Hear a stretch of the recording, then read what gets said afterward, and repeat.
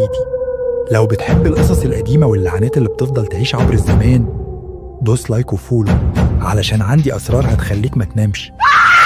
من آلاف السنين كانت الملكة نفرتيتي مش مجرد ملكة جمالها أسطوري، دي كانت ساحرة بتعرف تتكلم مع الآلهة وتحبس الأرواح في التماثيل وتتحكم في الموت نفسه.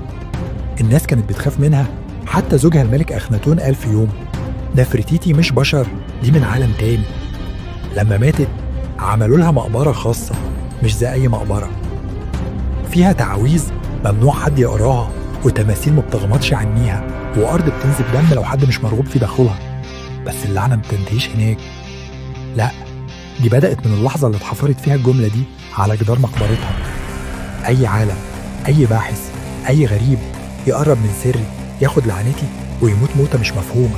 لو انت هنا ولسه مكمل، دوس لايك وفولو علشان قربنا على سر مرعب. في العصور الوسطى واحد اسمه يوسف بن جرجس، عالم عربي كبير، حاول يترجم برديات نفرتيتي. تاني يوم صحوا خدامه لقوه نايم مبتسم بس عينيه مفتوحة ومفيش نفس والدوات اتملت دم. في القرن التاسع عشر عالم إنجليزي اسمه ريتشارد فليتشر قال إنه لقى مكان تابوتها.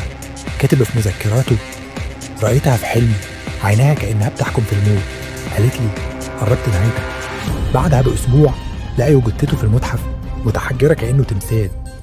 وفي 2022 عالم آثار ألماني دخل سرداب غريب في الأقصر، لقى تمثال صغير للملكة مكتوب تحته: أنا مش لوحدي، أنا اللي بخليك لوحدك. من ساعتها اختفى، وكاميرات الحفر سجلت لحظة واحدة بس كان فيها وشه بيتشد لتحت كأن الأرض بتتبلعه. لو القصة دي خضتك، دوس لايك وفولو علشان لسه في علماء ماتوا ولسه مفيش تفسير، ولسه في ناس بتحلم بنفرتيتي كل يوم. تحب أكمل القصة في جزء تاني عن باحث حديث بيحاول يكسر اللعنة، ولا نعمل مسلسل من القصص المرتبطة بلعنة نفرتيتي؟